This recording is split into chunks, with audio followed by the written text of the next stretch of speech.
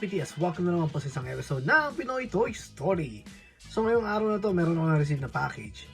Ito ay isang napaka-special na laruan kasi ito ang pinaka-paborito ko pagdating sa Marvel Universe.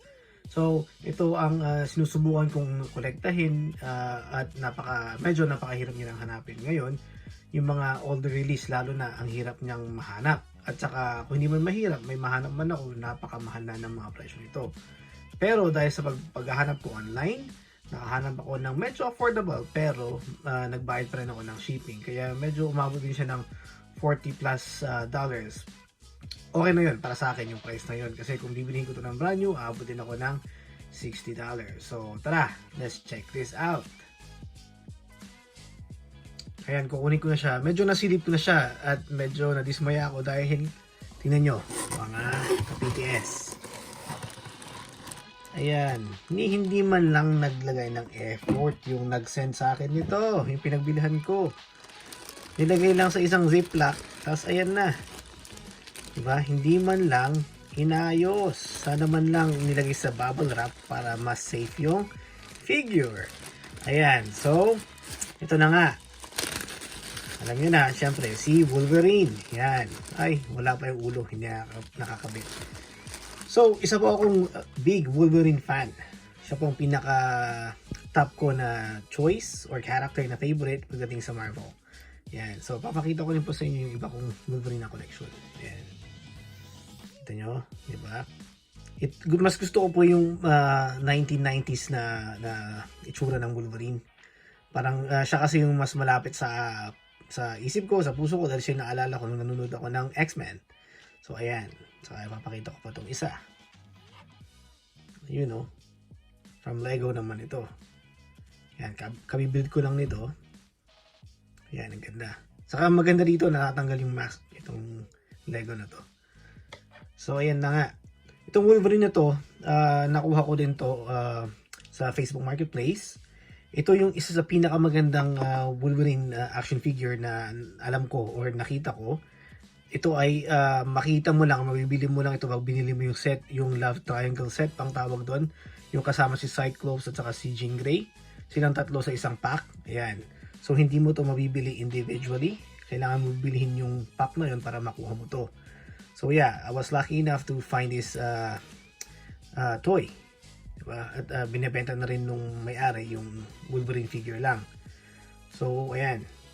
As you can see, kaya ko siya nagustuhan kasi yung kulay ng uniform niya, yung damit niya ay yung pang 1997. Yan.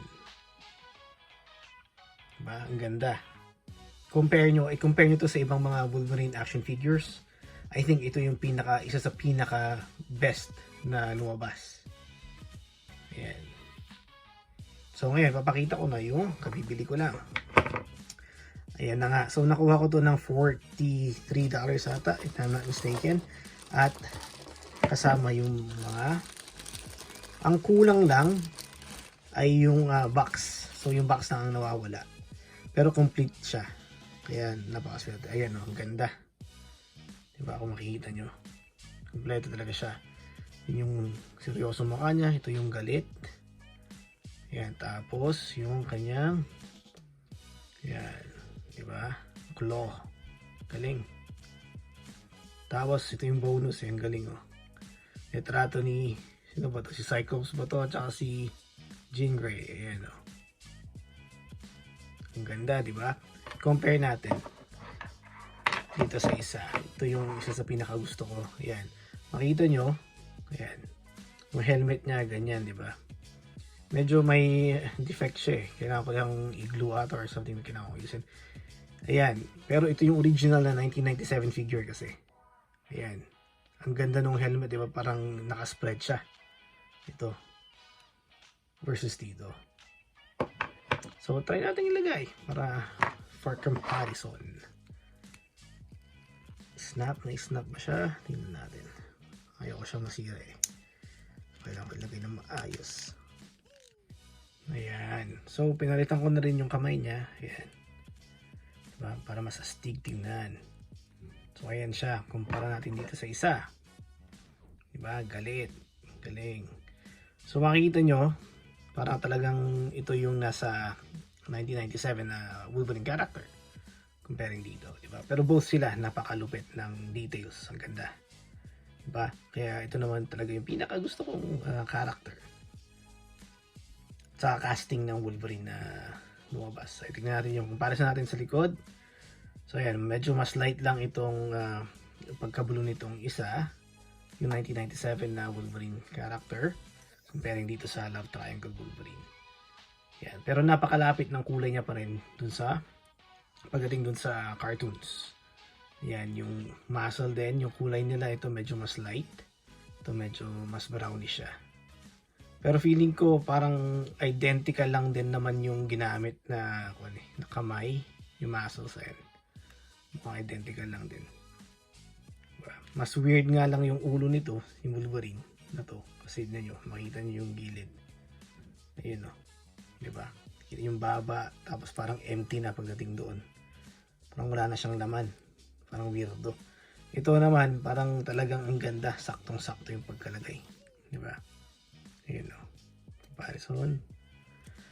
Yan, detail-wise, ganda rin. Parang mas bulky itong isang to. Mas malaki yung katawan comparing dito. So, titingnan nyo. Kung makita nyo, meron siyang shadow eh. Ayun o. Yung kulay niya.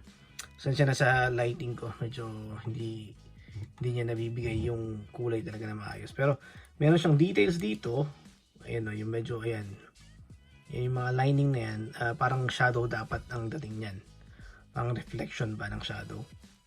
Ayan, kung mapansin yan, yung brownish color na yan. Ayan, parang, ayan, part ng shadow niya yan. So, yung mga details yan. Dito, wala. Wala yan. Makita nyo. Ayan o, tapos yung, yun nga, yung details na yan, mas malaki dito, mas mahaba yung, yun, itim, ayan. Ganda.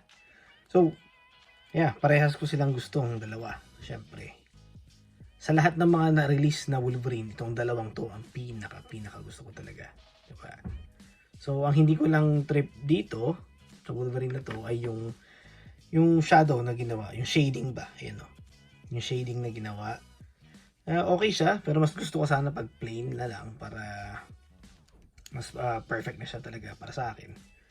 Pero all in all, very thankful ako na nahanap ko din to. Talaga. So, lahat naman nung galaw niya, same lang din naman sa lahat ng mga Marvel na, yung parang Marvel Legends. Ayan, pare-parehas lang sila ng movements. Kamay, paa, lahat. Ang pinagkaiban lang talaga yung details. Ayan. Ayan. Ganda.